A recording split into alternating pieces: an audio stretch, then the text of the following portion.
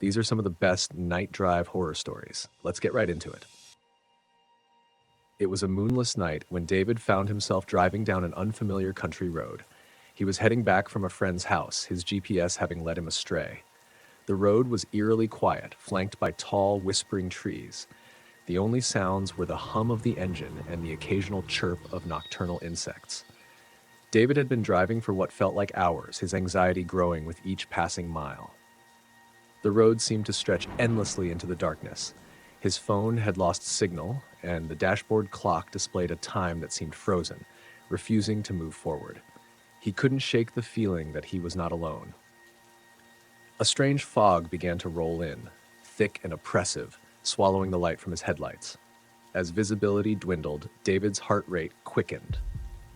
He glanced at the rearview mirror and saw a figure sitting in the back seat, barely illuminated by the dim interior light. Startled, he slammed on the brakes and spun around, but there was no one there. Breathing heavily, David tried to compose himself. "Just tired," he muttered, attempting to rationalize what he saw. He resumed driving, more cautiously this time, but the fog seemed to grow denser with every turn of the wheels. Suddenly, his headlights caught something in the middle of the road. He screeched to a halt, his heart thudding in his chest. It was a woman, standing perfectly still, her long hair cascading down her face, obscuring her features. She wore a tattered dress, and her bare feet were covered in mud. David hesitated, his hand hovering over the horn, but something told him not to make a sound. As he watched, the woman slowly lifted her head. Her eyes glowed a faint blue, and her lips moved as if she was whispering something. David couldn't hear her over the engine, but he felt an inexplicable urge to get out of the car and approach her. Against his better judgment, he opened the door and stepped out. The night air was cold and still. The woman continued to whisper, her eyes never leaving his. David took a step forward, then another. He could almost make out her words, something about the road and the end. Just as he was close enough to touch her, she vanished, leaving only the fog and the silence. David stumbled back to his car, his mind racing. He had to get off this road. He got back in and floored the gas pedal, speeding through the fog, desperate to find an exit. The road twisted and turned, and he felt like he was driving in circles.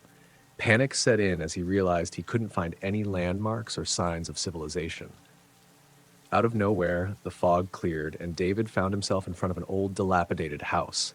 It looked abandoned, its windows shattered and the front door hanging off its hinges. But what caught David's attention was the car parked in the driveway. It was his car, the same make, model, and even the same license plate. Confused and terrified, David got out and approached the car. He peered through the window and saw a figure slumped over the steering wheel. It was him. Blood dripped from a wound on his forehead, and the dashboard clock read the same frozen time. David staggered back, his mind struggling to comprehend what he was seeing. He turned toward the house and saw the woman standing on the porch. She was whispering again, louder this time, and he could hear her clearly. "David, you never left. You crashed here that night. This is where you belong." David's knees buckled, and he collapsed to the ground. Memories flooded back of losing control of the car, of the impact and the blinding pain. He had died that night, trapped in an endless loop on the whispering road. As the realization sank in, the fog began to close in again, thicker than before. David's vision blurred, and the last thing he saw was the woman's glowing eyes, watching him with a mixture of sadness and resignation. Story 2. James was a seasoned truck driver, accustomed to long, solitary nights on the road. This particular delivery, however, was different. The route took him through an isolated stretch of highway known as Whispering Pines. Rumors circulated among truckers about strange occurrences on this road, but James dismissed them as mere ghost stories.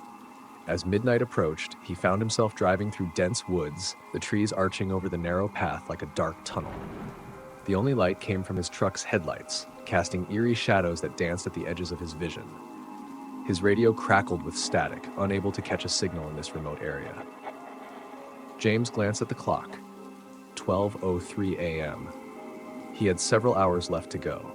He reached for his thermos, taking a sip of coffee, when he saw something peculiar in the beam of his headlights. A lone mailbox stood by the side of the road, its post crooked and covered in ivy. Curiosity piqued, he slowed down, noticing a small handwritten sign next to it, "Deliver here." Confused, James pulled over and stepped out of the truck. The night air was thick and unnaturally still. He approached the mailbox and saw an old, weathered envelope inside. It was addressed to "The House at the End of the Road." He had no intention of making a detour, but something compelled him to take the envelope. As soon as he touched it, a chill ran down his spine. He heard a faint whispering, like the wind through the trees, but there was no breeze. The whispers seemed to form words, urging him to continue down the road. Uneasy but intrigued, James got back into the truck and resumed driving. The road seemed to stretch on endlessly, each mile more desolate than the last. The whispers grew louder, filling the cab of the truck. They spoke of secrets and promises, of things lost and forgotten. James tried to shake off the growing sense of dread, focusing on the road ahead. After what felt like hours, he saw a dim light in the distance. As he drew closer, he realized it was coming from an old, decrepit mansion, standing alone at the end of the road. The house looked like it had been abandoned for decades, its windows boarded up and its paint peeling. Yet a single light flickered in an upstairs window. James parked the truck and approached the front door, the envelope clutched tightly in his hand.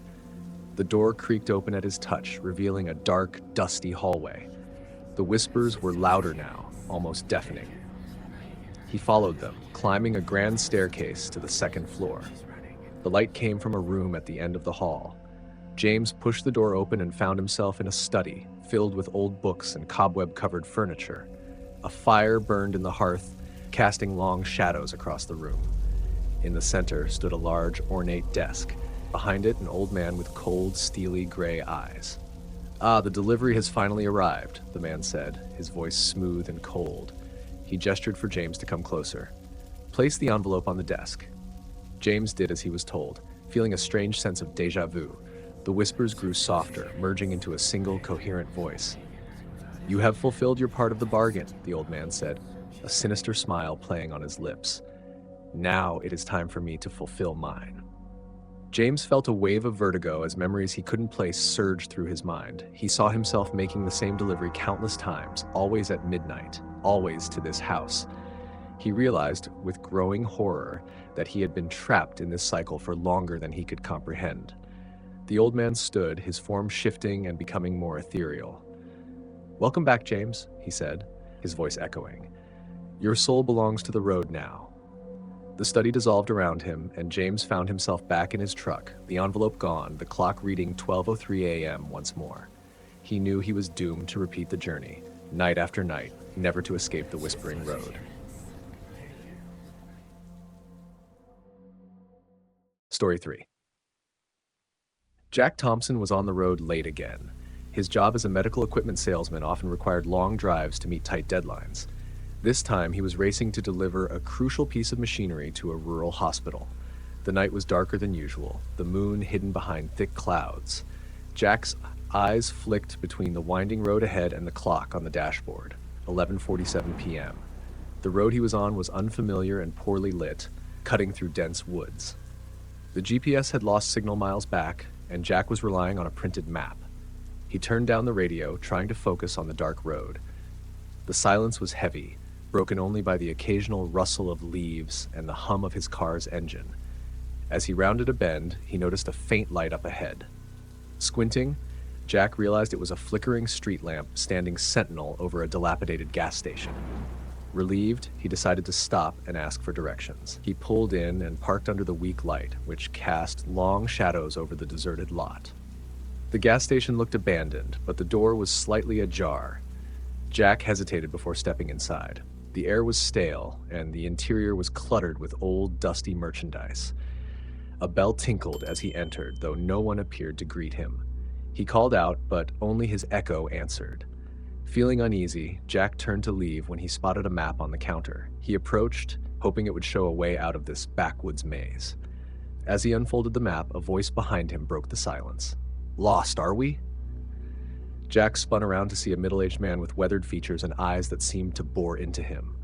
The man wore a tattered uniform, his name tag too faded to read. "Yeah, Jack replied, trying to hide his nerves.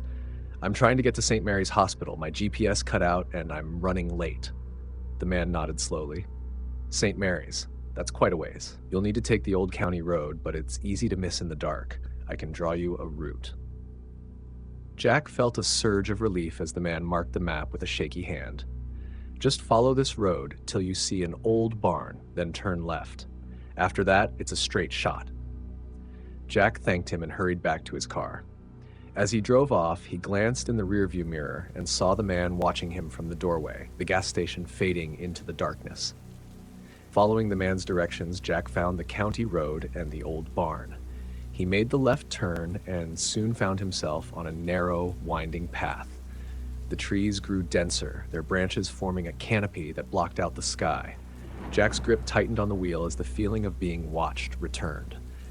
After what felt like hours, he saw a light up ahead. It was not the hospital, but another building, a large, stately mansion that seemed out of place in the middle of nowhere. The driveway was lined with lanterns, casting an inviting glow.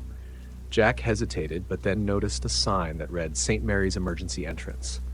Confused but desperate, Jack drove up and parked. As he approached the door, it opened before he could knock. A nurse in an old-fashioned uniform greeted him. We've been expecting you, Mr. Thompson, she said, her smile warm yet unsettling. Expecting me? But how? Jack trailed off, following her inside. The interior was grand, with high ceilings and antique furnishings, more like a mansion than a hospital. The nurse led him down a long corridor lined with portraits of stern-faced individuals. At the end of the corridor, she opened a door to reveal a small, dimly lit room. In the center stood a simple wooden table, and behind it, a young woman with a serene expression, her long, dark hair cascading over her shoulders. Mr. Thompson, please, have a seat, she said, her voice calm yet unnervingly firm. Jack sat, feeling a rising sense of unease. I don't understand. Where am I? The young woman leaned forward, her presence exuding an air of eerie familiarity. You've reached the point of no return, Jack. You've been searching for a long time, but it always leads here. Jack's confusion morphed into terror as fragmented memories began to resurface, flashes of past existences all converging in this very room. He realized with dawning horror that he had experienced this countless times before, each life ending in this endless cycle. You see, Jack, the woman continued, this isn't just a hospital. It's a crossing, a place between realities, and you are our traveler. The room began to blur, and Jack felt himself being drawn into an abyss. The last thing he heard was the woman's voice, calm and final. Welcome back to the journey, Jack. Until next time. The following morning, a passerby found Jack's car abandoned on the shoulder of the county road, the engine still idling, but Jack was nowhere in sight. The only clue left behind was a map on the passenger seat, marked with a route that led to nowhere. Like the video if you enjoyed, and subscribe for more horror stories.